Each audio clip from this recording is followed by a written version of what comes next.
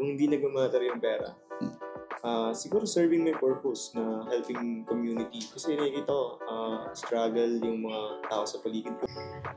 Pag lumaki ako at nagkapera ako, hindi ko pagdadamot to sa iba. Tuturo ko sa kanila. So para sagutin tanong mo, ang una kong dahilan is dahil mabago lang buhay ko, gusto kong ituro sa iba.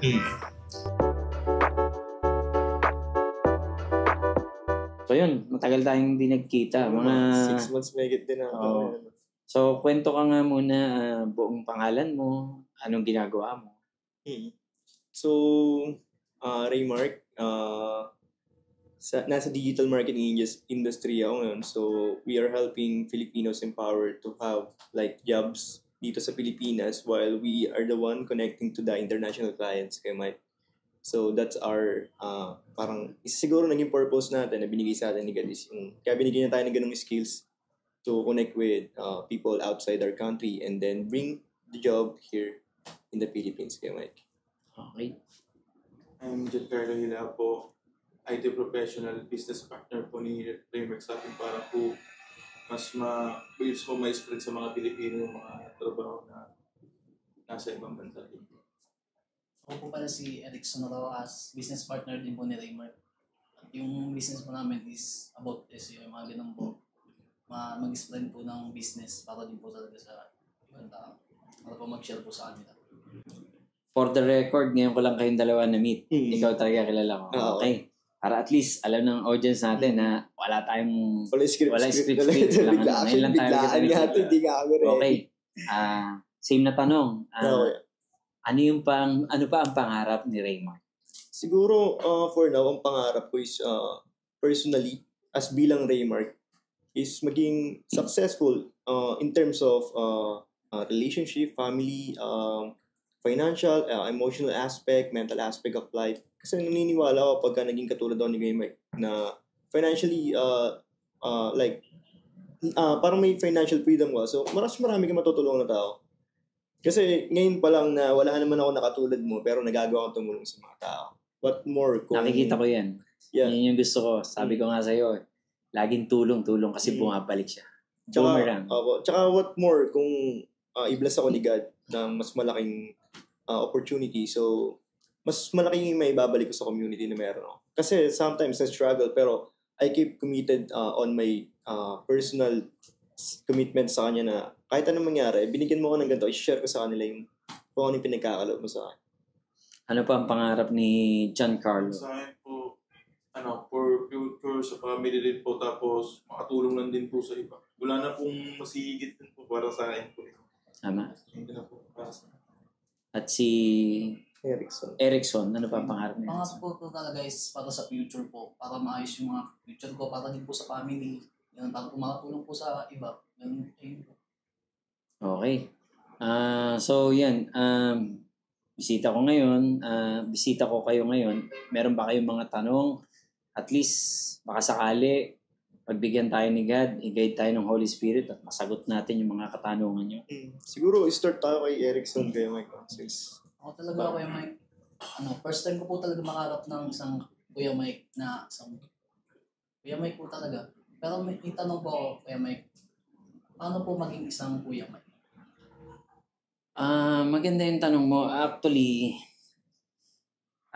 para sa akin, tayo ay iba't ibang individual. May kanya-kanya tayong katangian. Parang ito, itong daliri na to. Pare-pareho tayong nakakabit kay God, pero may kanya-kanyang function yung daliri. Ito, pang thumbs up. Ito, naninisi. Ito, para saan? Hindi liit. Diba? Pang booger or something. Booger. Ito, wedding ring. Palasing-singan.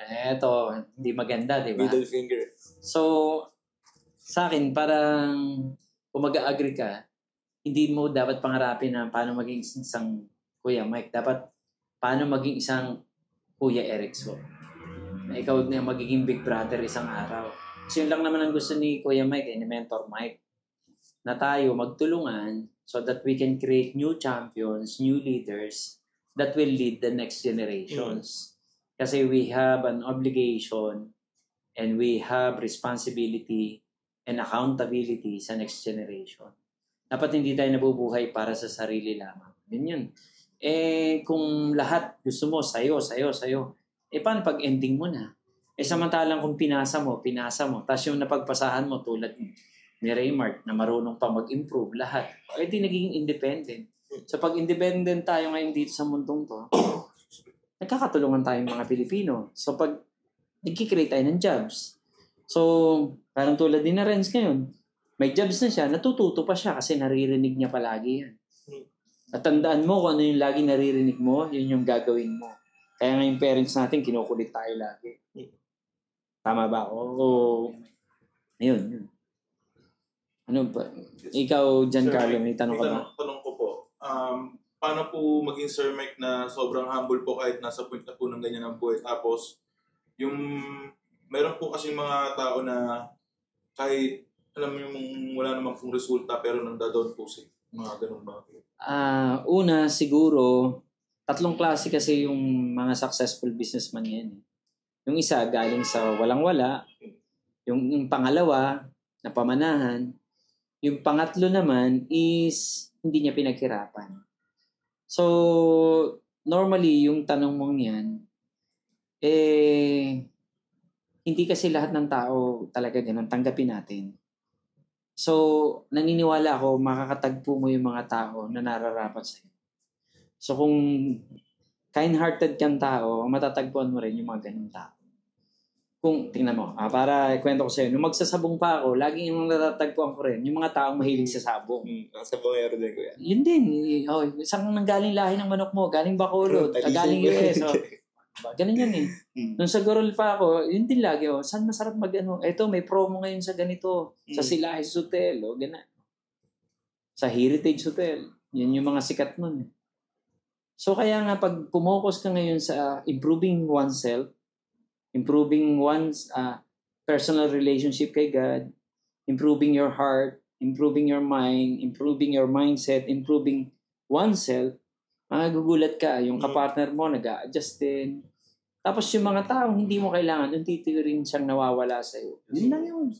Ayun po talaga yung mga taong Tapos unti-unti lang, iwasan yung ingay ng social media kasi ngayon ang problema kasi is too many information. Yung Taal Maranans Farm Bill Inc. Iba yung meaning nun. Kinuwento ko na yung kay Raymart dati. Too much information. So, hindi maganda. Hindi maganda yung ganun. Kailangan yung tao ngayon, alin ba yung focus ko? Alin yung distractions? Sagot ko ba ang tanong mo? Yes, like yung lang po, yung cool na nakikinig kay God, tapos yung mga sa totoong kaibigan na lang po. Ganun na lang po talaga yung focus natin. Saka hindi tayo design na kanya-kanya eh. Yes. Design talaga tayo na magtulungan. Interconnected talaga ako. Alam ko si God ang unang masasaktan pag nakita niyang naghihiwa-hiwalay tayo.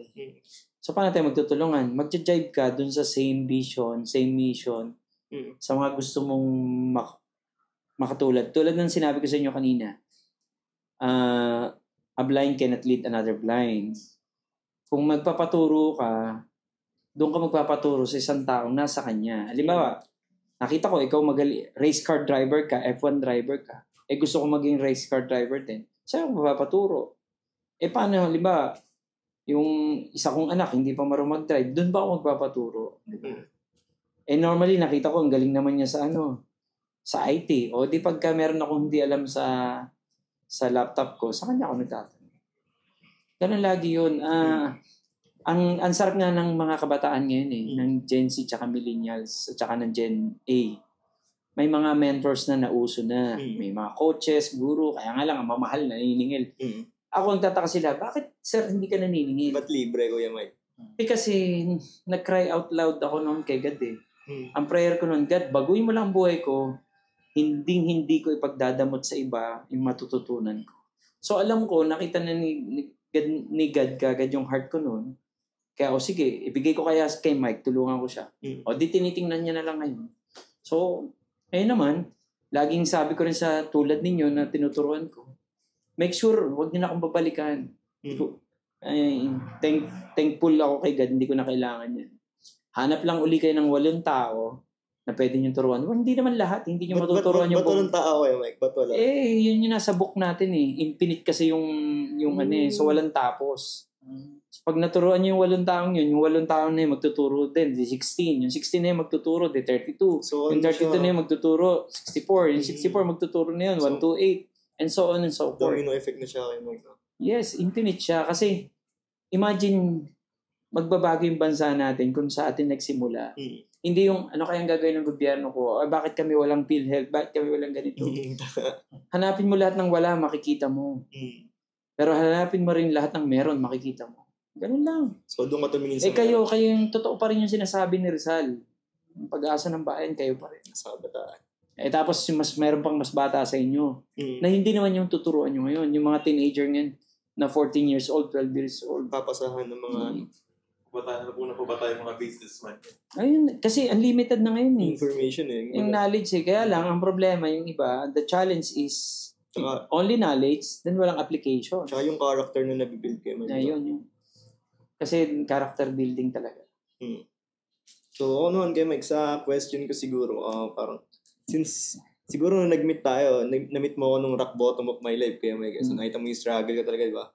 And then, siguro, sa nakikita mo sa akin ngayon, what are the aspects of life that you think, you believe that I can, focus on for me to grow more, for me to be able para mapag-contribute sa community na nasasakupan natin or na pupuntahan po natin? Again, babalik tayo dun sa matagal ko nang tinuturo sa'yo. Yung formula ni Kuya Mike, ni Mentor Mike, yung P plus T equals S. Mahirap ko kasing turuan, ikaw, yung bang isda, tuturuan ko lumipad. Kahit anong turo ko sa isda na lumipad, hindi siya makakalipad. Oo, exactly. Yun namang ibon, kahit anong turo ko sa kanyang, ganito yung paglangoy ha, dadive ka, tapos pag may bato, gaganon ka. Ibon siya eh. So, ikaw ang unang makakaalam kung ano ka si Raymart. Kasi ikaw, may conversation ka from within. Pag inamin natin tayo mga tao, may conversation tayo kay God, may conversation tayo sa sarili natin. Ang tanong, how healthy is your conversation within yourself? Or how healthy your conversation with your God? And yung formula na binibigay ko, yung P plus T equals S, hindi yun nabasa sa libro, hindi yun galing sa your own formula sa YouTube. So ano yun? Ngayon nyo lang maririnig to kasi bago kayo. P stand for passion, plus T, talent, equals S, success. So ano yung passion? Kunwari, passion ni Michael Jordan, basketball. Talent niya, basketball. May success ba? Yes. Check. Si Tiger Woods, passion niya, gold. Talent niya, gold. May success ba? Check. Yung isa pang Michael Jackson, passion niya, pop singer. Talent niya, singer. May success. O may mga kilala ako, passion niya, basketball, pero hindi niya talaga talent eh. Nung naglalaro kami, naagawan ko pa ng bola eh. Parang bonding ko yan. Tapos 5-footer lang siya. So, talagang wala dun yung talent niya. So, walang success. May kilala naman ako, talent niya mag-paint. Feeling ko nga yung painting niya, kayang bili ng ano. Pero once inablumon lang siya mag-paint kasi talent niya yun, pero hindi niya passion. Mas gusto niya dati noon is mag-abroad kasi gusto niya mag-travel. So, hindi ko alam. So kailangan talaga magkasama siya. So ngayon, tatanong mo yung formula na yun sa'yo. Yun. So, sa inyo, Mike, ano yung, pwede ba natin consider yung passion na doing business? Oh, yes. Ako talaga, passion ko na mag-create ng business kasi gusto ko mag-create ng employment. Talaga, Mike? Kasi gusto ko mag-create ng employment eh. Kasi nung wala akong trabaho, talagang hirap na hirap ako. Wala ka ng trabaho, paikot-ikot ka pa sa Manila. Kawenta mo nga sa amin dati din. So parang consider din. Kasi parang syempre, norms ng society, pag sinabi mo passion, mag-paint ka, mag-basketball ka, anything na talent kayo, Mike. So parang business pala, kasama pala dun sa ano na yun. Anything can be a passion. Yung iba, ang passion nila, mag-create ng invention. Ang dami pwedeng yan. Nasa sa tao yun. Baga, ikaw mismo makakaalam sa sarili mo kung ano yun. For you to discover dapat. Galing nun, kuya. Pero ikaw, sa passion mo siguro, business eh. Kasi parang kita naman, no? Actually, hindi. Ang passion ko talaga, kung halimbawa, pinanganak ako ng anak ni Manny Villar o ni Ayala o ni Henry C. Sr. Passion ko lang magturo. Teaching. Kaya lang, nung nabasa ko yung Bible, nakalagay doon, Mas mahirap kasi pag ikaw nagtuturo mas ibang sukatan, ibang measurement. Mm. Tapos sinubukan ko rin magturo nun. Siguro naka 3 months lang ako. Mm. Kasi kakaawa yung teacher sa Pilipinas. Ang sweldo mo kulang pa sa'yo. Tapos pambili ng long sleeve ko nun tsaka necktie. Yung sweldo ko kulang pa. Tapos pamasahe pa. Syempre gusto ko rin magkakotse. Ito ang hirap. So pinag-pray ko kay God, bigyan mo na lang ako ng ibang source ng pagkakakitaan. Tapos ang araw, kung kakayanin ko at may lakas pa ako, magtuturo ko ng iba ng buong puso, ng buong lakas, na walang halong pag-iimbot, walang selfish motives. At yun lang. Tapos huwag niyo akong babayaran, ang hiling ko lang, turo niyo rin sa iba, or kung makakasalubong niyo naman yung anak ko, turuan niyo rin. Yun lang. Ano lang mundo, kung anong binabato mo sa mundo, yun yung lalabalik sa'yo. Tapos kung ano yung tinatanim mo, apple doesn't fall far from the tree. So, kung gusto mong magkaroon ng matamis na mangga itanim mo, wag ang palaya. Yung iba kasi pag may success ng iba, gagayahin, tapos lalabanan. No. Laging tanggapin mo, may mentor, may nauna sa'yo. Parang ganito, kahit anong galing ko, kahit anong gawin ko, pare-pares naman tayong binibless ni God, never kong overtaken yung mentor ko o yung boss ko. Kasi kahit anong gawin, yung edad mo, never mo mabibreak yun. Yung edad na yun is coupled with experience, attached with challenges and sorrows. Yung sorrows, even bad experience, yung lungkot, yung sadness, is a great part of our life. Kung wala ka nun, hindi ka mag-grow kasi wala nagmumold eh. Parang yung diamond. Hindi naman yung diamond mabubuo kung walang heat. Hindi tayo magkakaroon ng masarap na wine kung hindi siya na-press. Kung hindi siya niyasak. Sabi nga, dapa na, niyasak pa. So, ganun talaga. Even yung pinakamaganda mong kutsilyo, dumaan sa mainit. Sa mainit. Para so talagang ma-mold siya na.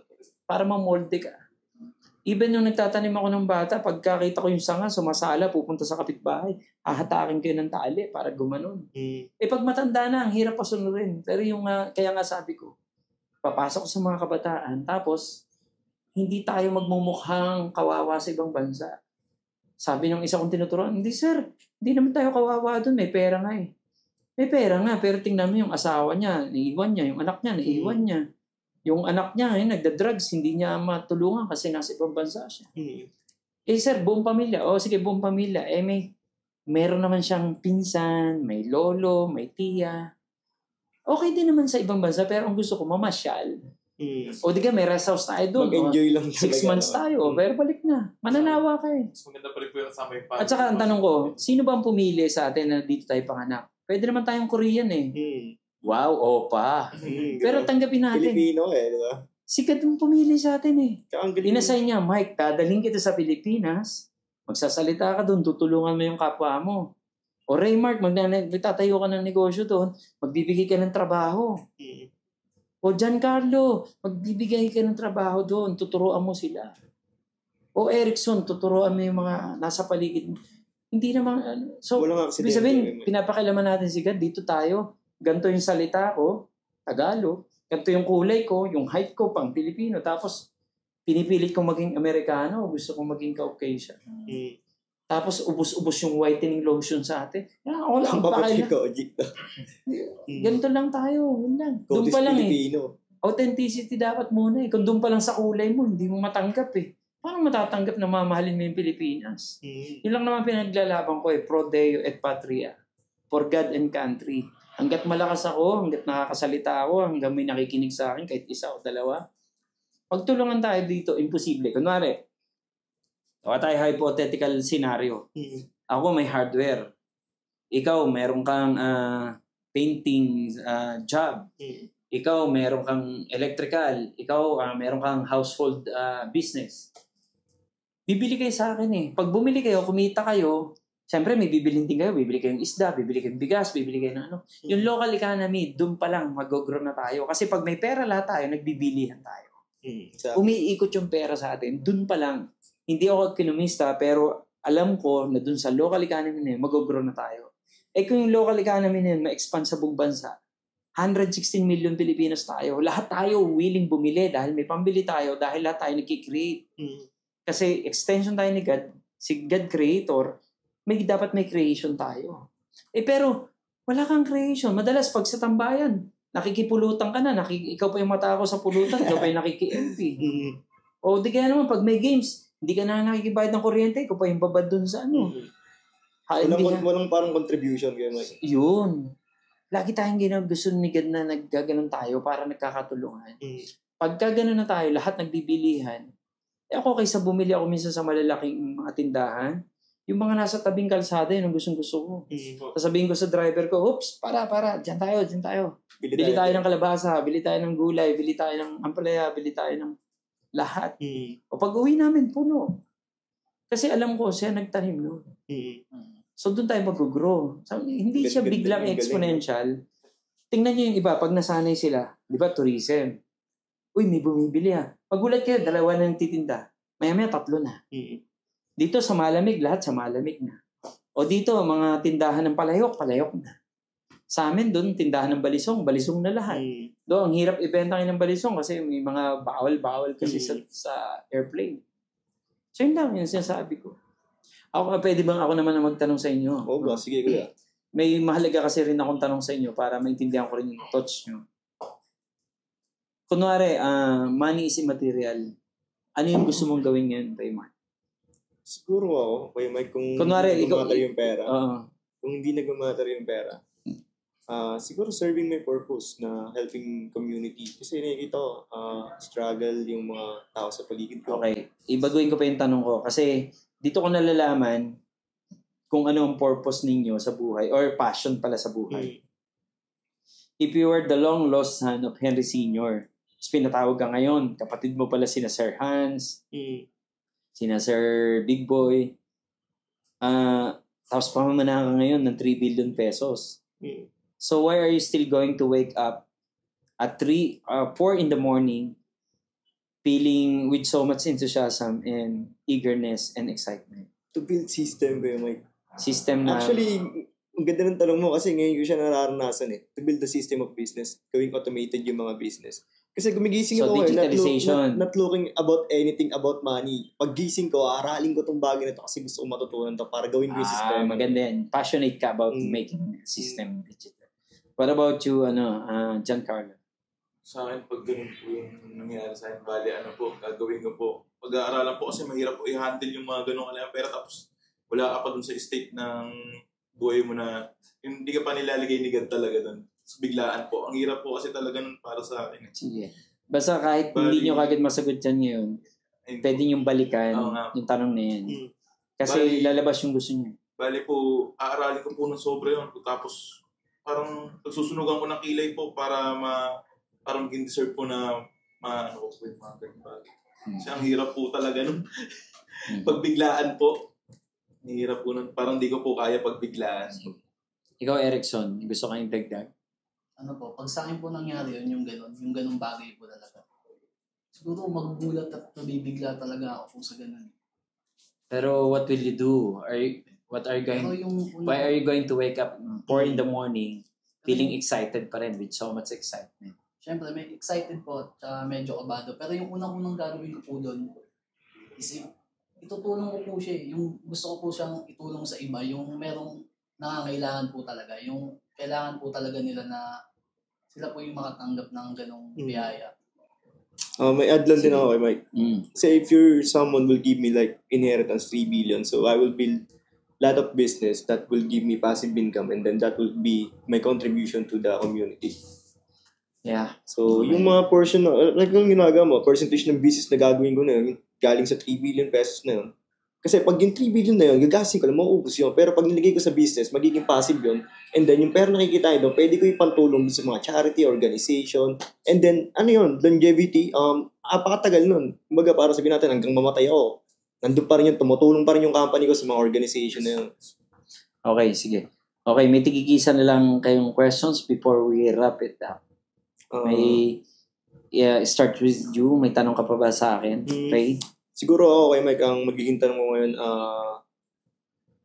for us, nung nakilala mo kami, so tingin mo, ano yung kailangan namin gawin after this day, after this moment? One word lang, focus. Kasi nakita ko sa mga marami kong mentees lately, Dahil nakita niya, nag-work doon sa isa niyang kaibigan, napanood niya sa Instagram, napanood niya sa TikTok, gusto niya gawin din. Hindi pa nga niya natatapos yung kanyang sinimulan na isa, gagawa na naman. And limit distractions. Kasi that's a problem right now. Kaya nga ako, pag meron akong kino-concept, tahimik ako sa SOCMED. Kasi, syempre, kailangan kong bigyan at least minimum 3 weeks o 21 days. Kasi yun, to build a new habit is at least you need 3 weeks. Yun yung hindi alam ng iba eh. 21 Akala days. na iba, gawin na lang kagad. No. So, yun, focus and limit distractions for you, Ray. Kasi magaling ka na eh. Nakita kita, you're driving your own car and everything, nakakabuhay ka ng pamilya. So, yun ang mahalaga.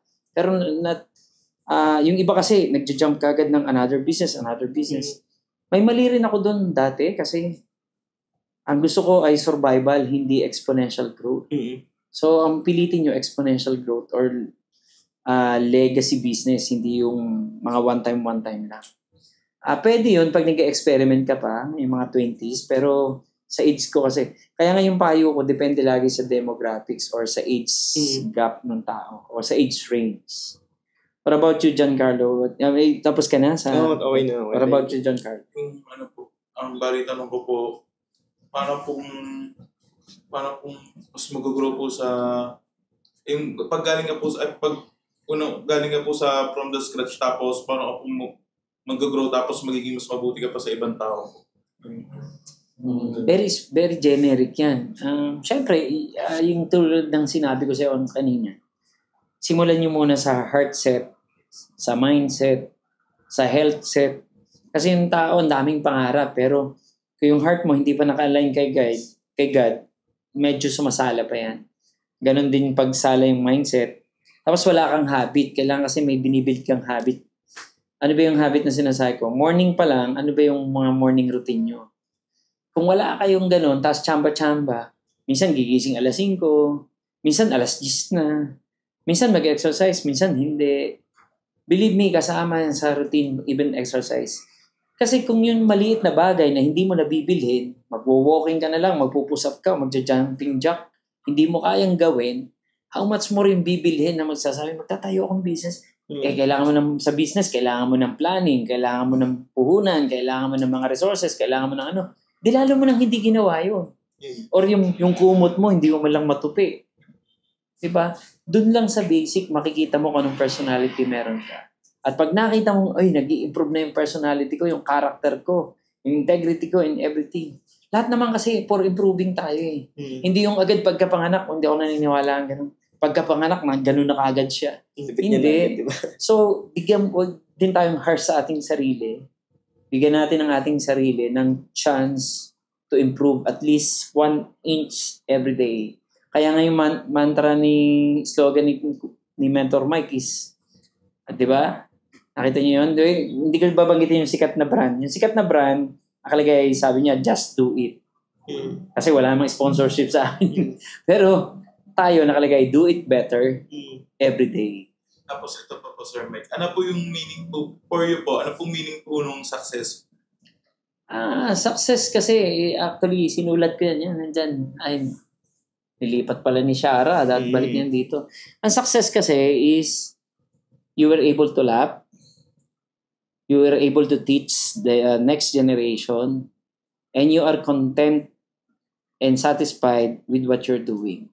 That's for me, that's success. Kasi meron akong kilalang mas madaming pera sa akin, pero kita ko, aligaga lagi siya. Hanggang alas 11, alas 12, worry pa rin siya. Tapos umaga. Sabi ko, hindi ko pa pangarapin yan. Ang gusto ko talaga, lahat naman tayo nag-worry, pero teka, may Diyos ako eh. So, ganyan na lang yan. Ganyan na lang yan. Sabi nga, sino sa inyo ang nakapagdagdag ng kahit isang hibla ng buhay sa inyong pag-aalala o sa pag-worry? Wala naman eh. Lahat nga ng tao nag-worry from yung pinakamaliit hanggang pinakamalaki. Pero siyempre, pag ko nun, susulat ko yan, then God, ikaw nang bahala. Tulog ah. Yun yun. Alam ko naman, wala akong tinapakan tao. Yung pinakamahal. Ba't niyo po ba ginagawa yung mga ganitong klaseng bagay? Ano po yung nagiging rason nyo para gawin to ng paulit-ulit na hindi kayo napapagod? 2 things lang. Sabi ko nga, noon, pinagdasal ko kay God na mabago lang ang buhay ko, lalo na nung nabaril yung tatay ko noon Tapos, grade 2 ako. Naiwan ako sa bahay. Pero grade 2, 7 years old, ako na yung nagluluto ng pagkain ko. Nun, walang kuryente. So, ako magsisibak ng kahoy. Pupunta ako dun sa gubat, kukuha ko ng kahoy, sisibakin ko yun. Mag-iigib ako, ipipingga ko yung tubig. Tapos magluluto ako ng sinaing. Tapos marunong na ako magkisa nun, lalagay ko yung mga patani o kung ano man sa ibabaw ng kanin. So, iyak ako ng iyak kasi parang iniisip ko, bakit ako naiwan? Kaso walang magagawa Kailangan alagaan ng tatay ko sa Maynila. Kasi nasa hospital siya, nasa Bilu na. So sumigaw ako kay God nun. At alam ko, kausap ko talaga si God nung oras na yun. Kaya nga minsan, namimiss ko yung mga ganong eksena. Minsan pag down na down ka, yun yung pinakamasarap Pakaramdam mo, kausap mo talaga si God kasi yun na lang pag-asa mo si God. So ito yung sinabi ko. Una kong dahilan, God, Diyos ko, baguhin mo lang tong buhay ko. Hirap na hirap ako. Parang bata-bata ko pa, gagawa ko kagad ko. Pag lumaki ako at nagkapera ako, hindi ko pagdadamot to sa iba. Tuturo ko sa kanila. So, para sagutin tanong mo, ang una kong dahilan is dahil mabago lang buhay ko, gusto kong ituro sa iba. Pangalawa, naniniwala ako, tayo ginawa ni God na unlimited. So, yung bukal, pinapanood ko yun doon sa amin, sa ilog. Never ko nakita na ang nangailangan ng tubig is yung bukal. Sa kanya nga galing yun, di ba? Common sense, lang naman kailanganin nyo yung tubig, siya nga nagbibigay nun. Tayong tao, umiigib dun sa spring, sa bukal. Sunod, pag ginagatasan namin yung kambing, baka, siya ba ang umiinom ng gatas niya? Hindi. It's either yung babying kambing or tayo, iinumin natin. Sunod, yung bunga ng sampalok tsaka mangga sa amin, pagka sawan-sawa kami, nalalaglag na. Yung Indian mango, panoorin nyo, pag nalalaglag na, halos walang gustong kumuha. Nakita niyo ba yung puno ang kumain ng bunga niya? Hindi. So kung naiintindihan ninyo na tayo ay binibigyan ni God ng marangyang bunga, hindi ikaw ang kakain nun.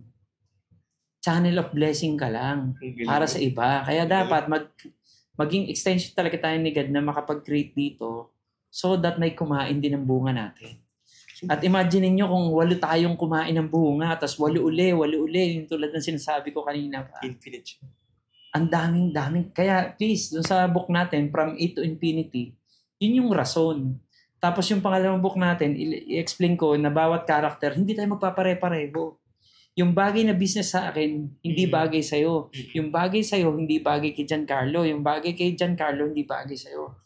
Kasi magkakaiba tayo ng upbringing, culture, personality, character, everything. May kanya-kanya tayong fingerprints. May kanya-kanya tayong guhit ng palad. Kaya ang gagawin mo lang, instead na maiinggit ka kay Renz, uy, buti pa to, ang galing-galing mag-edit, ang galing-galing.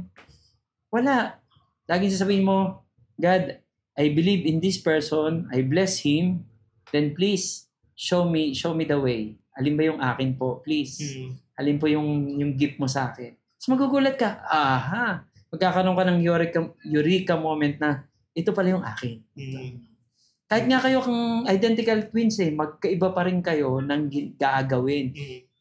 Imagine niyo kung pare-pares tayo ng gusto, di pare-pares tayo ng asawa. Sabagay. Kasi mag-aagawan tayo, isa tayo ng Isa gusto. lang ang trip natin ng asawa. Minsan we can be similar but not exactly and absolutely the same. So nasagot ko yun sa yung tanong mo. Okay, napakaganda na sagot. Wala naman tayong script. Laging sinasabi natin, pinag-pray natin na God, sana yung mapag-usapan namin is kaliwalhatian mo at makatulong sa atin at sa viewers natin. Okay na ako, Mike. Saya ka na. Natanong niya na yung tatanong mo sa akin kung paano yung maging successful. So yun lang. So sa mga viewers, followers ni Mentor Mike, yung mga hindi pa nagsasubscribe dyan sa subscribe na kayo. Para sa atin lang to. Hindi ko nga to inaanong sa iba. Tayo lang. Kung sino lang makakita. Sino makakita nito, ibig sabihin, pinag-pray natin na kayo yung tinatouch ni God na maintindihan na meron pala tayong mission dito. Kung palagay mong na natouch ka nitong mga kwentuhan na to, sana message mo kami or comment mo kami at tingnan natin kung ano pa yung mga pwede nating magawa in the future. And of course, in the end, praying na nililid at ginaguide tayo ni God. At wala naman tayong masamang hinahangad dito. Kundi mag-grow lang yung Pilipino para sa Pilipino, para sa Pilipinas. Muli, ito ang inyong Mentor Mike. Bye-bye!